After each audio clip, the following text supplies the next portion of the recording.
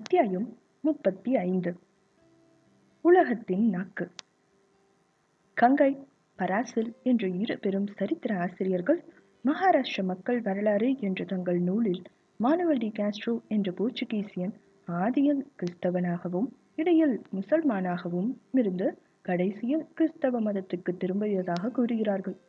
மற்றும் பல சரித்திர ஆசிரியர்கள் அவன் போர்ச்சுகீசியர்களிடமிருந்து ஆங்கிலேயரிடமும் ஆங்கிலேயரிடமிருந்து பிரிட்டிஷ்காரர்களிடமும் இப்படி பல இடங்களுக்கு தாவியிருக்கிறார் என்றும் அவனை விட தந்திரசாலி வேறு யாருமே கிடையாதென்றும் எழுதுகிறார்கள். இப்படி சரித்திர பிரசித்தி பெற்றுவிட்ட மானுவல் டி காஸ்ட்ரோவை பற்றி ஏதுமே அறியாத இதயச்சந்திரன் மஞ்சுவின் எச்சரிக்கையை கேட்டதும் முதலில் வியப்பை அடைந்தான்.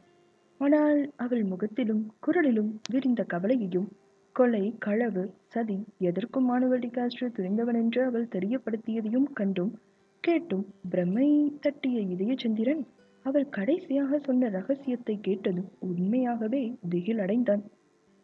மானுவல் டி காஸ்ட்ரோ பல பெண்களை கொன்றிருப்பதாகவும் பல பெண்களை சீரழித்திருப்பதாகவும் பெரும் வருந்தி இருக்கிறது என்று அவள் சுட்டி காட்டிய போது, அப்படியா என்று அதிர்ச்சியுடன் கேட்டான் இதயச்சந்திரன். ஆம் என்றாள் மஞ்சு. அப்பேற்பட்டவனை எதற்காக கனோஜி இங்கு வைத்துக் கொண்டிருக்கிறார் என்று வினவினான் இதயச்சந்திரன் கோபத்துடன்.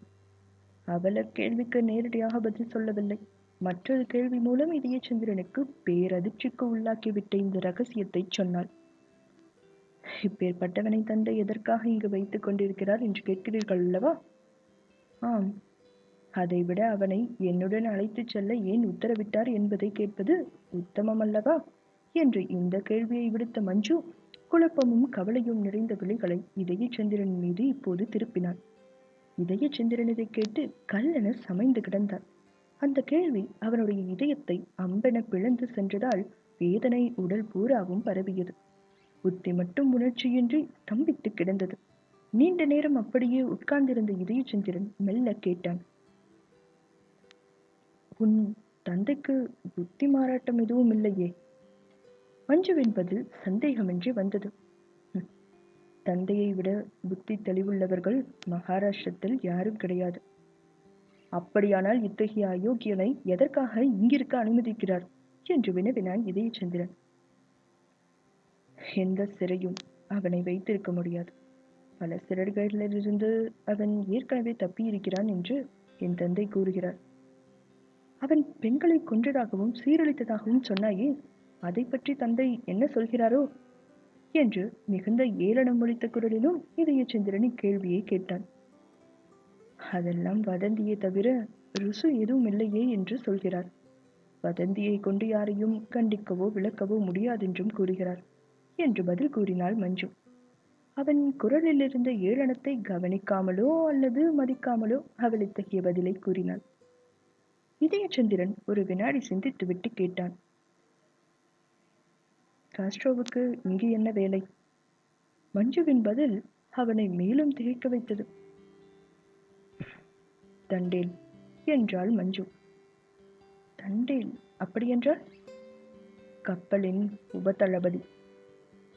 கப்பல் தலைவனை எப்படி அழைக்கிறீர்கள்? நகோடா. நகோடாவுக்கு அடுத்தபடி தண்டேல் தானா? ஆம். அப்படியானால் இவன் செல்லும் கப்பலின் நகோடா யார்? இதுவரை தந்தை, இனிமேல் நான். இதயச்சந்திரன் இதை கேட்டு ஆசனத்தை விட்டு எழுந்திருந்தான். நீண்ட நேரம் அகண்டமாக கிடந்த அரபிக்கடலை நோக்கினான். பிறகு அவளை நோக்கி திரும்பி, மஞ்சு, இவன் ஜலதீபத்தில் உபதளபதியாக வரப்போகிறானா என்று வருத்தம் தோய்ந்த குரலிலும் கேட்டான். ஆமாம். உனக்கு அது அபாயம் என்று உன் தந்தை நினைக்கவில்லையா? இல்லை. என் சக்தியில் அளவுக்கு மீறிய நம்பிக்கை வைத்திருக்கிறார் அவர். என்னை யாரும் இஷ்ட விரோதமாக அணுக முடியாதென்று கூறுகிறார். அவர் நம்பிக்கை தவறல்லவென்பதை இதயச்சந்திரனே சென்ற 2 தினங்களில் உணர்ந்து கொண்டிருந்தானாதலால் அவனுக்கு அதை மறுத்து ஏதும் சொல்லவும் இயலவில்லை. ஆகவே வேறு விதத்தில் பிரச்சனையை எழுப்பி, ஆனால் இவன் மற்றவர்களைப் போல் அல்லவே, எந்த அநீதிக்கும் துணிந்தவனாயிற்றே. இதை புரிந்து கொள்ளவில்லையா உன் தந்தை என்று வினவினான். புரிந்து கொள்ளாமல் தந்தை எதையும் செய்வதில்லை. கப்பல் போர்களில் தனக்கும் சன்சீரா சித்தி ரசூல் யாகூத் கானுக்கும் அடுத்தபடி மானுவல் டி காஸ்ட்ரோ ஈடு இணையற்றவன் என்று கருதுகிறார். இன்னும் பெரும் போர்களில் நான் ஈடுபடாததாலும், அரபிக்கடலில் போர்ச்சுகீஸ், டச்சு, பிரிட்டிஷ், மொகலாய கப்பல்களின் கெடுபிடி அதிகமாயிருப்பதாலும் எனக்கு மானுவல் டி காஸ்ட்ரோவை போன்று ஒரு உபதளபதி அவசியம் என்று நினைக்கிறார் தந்தை என்று அவர் விளக்கமாக கூறினாள் மஞ்சு. அப்படியானால் நீ மீண்டும் பயணமாக போகிறாயா என்று வினவினான் இதயச்சந்திரன். ஆம். எப்பொழுது? தெரியாது. தந்தை எந்த வினாடியில் உத்தரவிட்டாலும் ஜலதீபம் நங்கூரம் எடுத்து பாய் விரித்துவிடும். இதை சொன்ன மஞ்சு மெல்ல பெருமூச்சு விட்டாள். இதயச்சந்திரன் தனது ஆசனத்திலிருந்து எழுந்து அவளை நோக்கி 2 அடி எடுத்து வைத்து அவளை தன் 2 கைகளாலும் தூக்கி நிறுத்தி மாளிகை தளத்தின் கைப்பிடி சுவருக்காக நடத்தி அழைத்து வந்து நிறுத்தினான். அவள் இடையில் தனது வலது கையை சுழலவிட்டு இறுக்கிய வண்ணம் தூரத்தை முதுகு காட்டிக் கொண்டிருந்த கடலாமையையும் அப்பால் அலையில் ஆடிக்கொண்டிருந்த ஜலதீபத்தையும் கவனித்தான். பிறகு அவள் காதுக்கருகில் குனிந்து, மஞ்சு, கவலைப்படாதே, உன்னை காக்க நான் இருக்கிறேன் என்று கூறினான். நீங்கள் எப்படி என்னை காக்க முடியும் என்று வினவினாள் அவள். அந்த விஷயத்தை எனக்கு விட்டுவிடு. என் உயிர் இருக்கும் வரையில் 1000 டி காஸ்ட்ரோக்கள் இருந்தாலும் உன்னை தொட முடியாது என்று உறுதி மிகுந்த குரலில் அவன் அறிவித்தான். அந்த உறுதி, அவன் குரலில் இருந்த தெளிவு இத்தனையும் அவளுக்கு சாந்தி அளிக்கவில்லை. கவலையை போக்கிக் கொள்ளவோ வேறு ஆதரவு தேடவோ அவள் தலையை அவன் மார்பு மீது மெல்லச் சாய்த்தாள். அவன் உணர்ச்சிகள் மெல்ல புரண்டன. இடையை வளைத்த கை கீழ்ப்புறம் இறங்கியது. இன்னொரு கை அவளை தன்னை நோக்கி திருப்பியது. என்னை பார் மஞ்சு என்று அழைத்தான் இதயச்சந்திரன். அவள் தலை நிமிர்ந்து அவனை நோக்கினாள். கண்கள் கண்களை சந்தித்த அந்த நிலையில், உணர்ச்சிகள் உந்திய அந்த சமயத்தில் வெகு சிரமப்பட்டு தனது கொந்தளிப்பை அடக்கிக் கொண்ட இதயச்சந்திரன், மஞ்சு, என்னை நம்புகிறாய் அல்லவா? நம்புகிறேன். முழுவதும்? முழுவதுமாக. முன்பு நீ கேட்டதை இப்பொழுது நான் செய்தால் கொன்று விடுவாயா?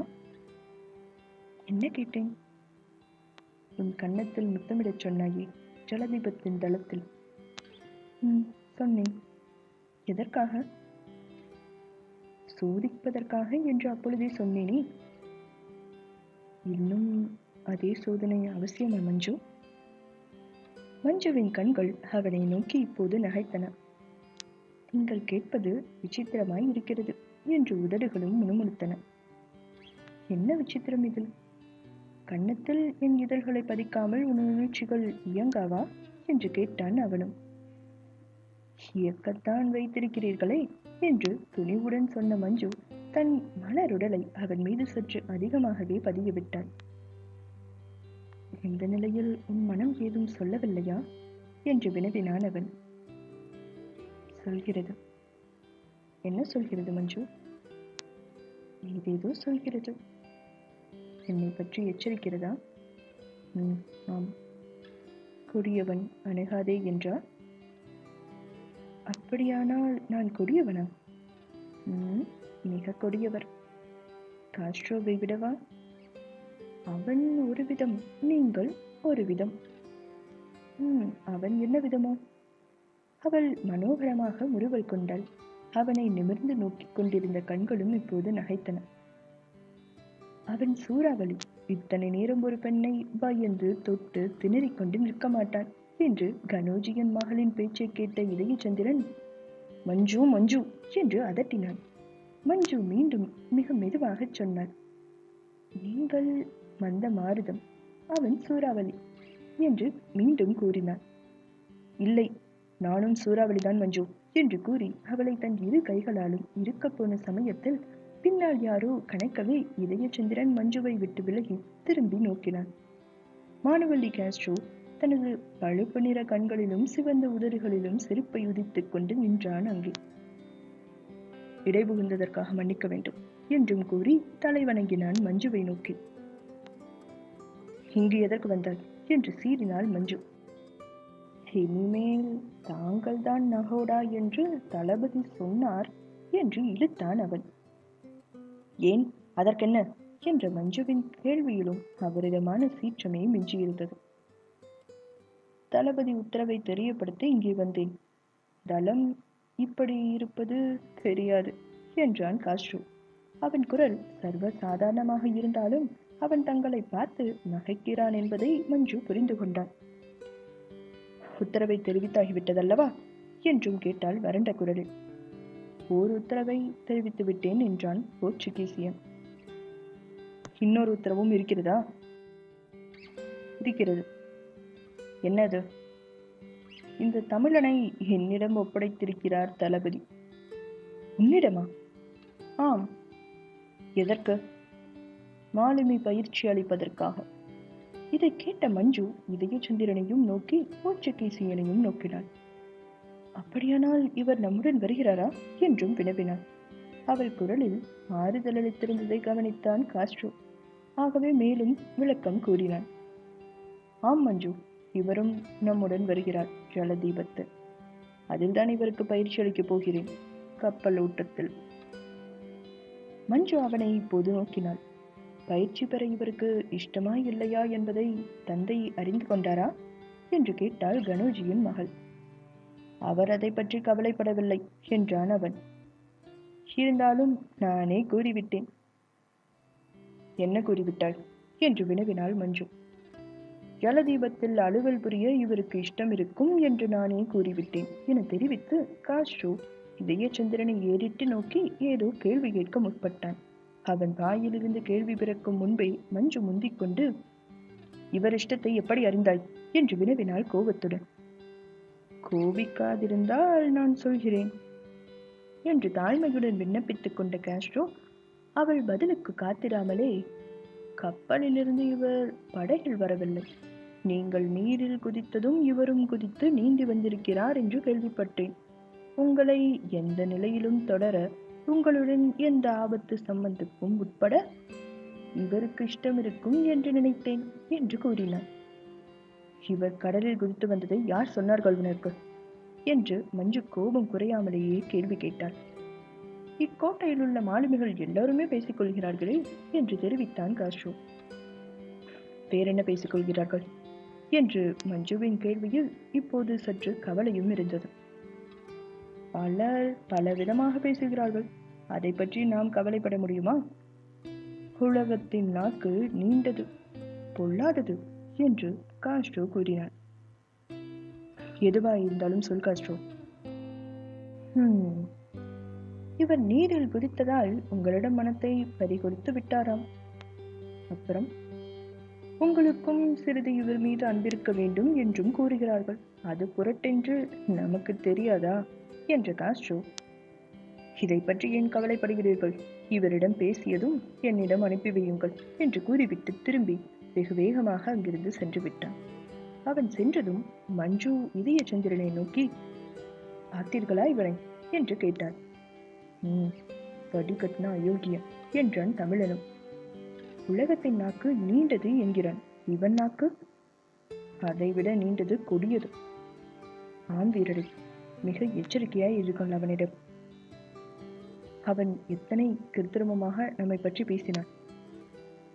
ஆம், பேசினான். அடுத்த முறை பேசட்டும், அவனை கொன்று விடுகிறேன் என்று சீறினான் தமிழன். மஞ்சு இப்போது சற்று இறைந்து நகைத்தாள்.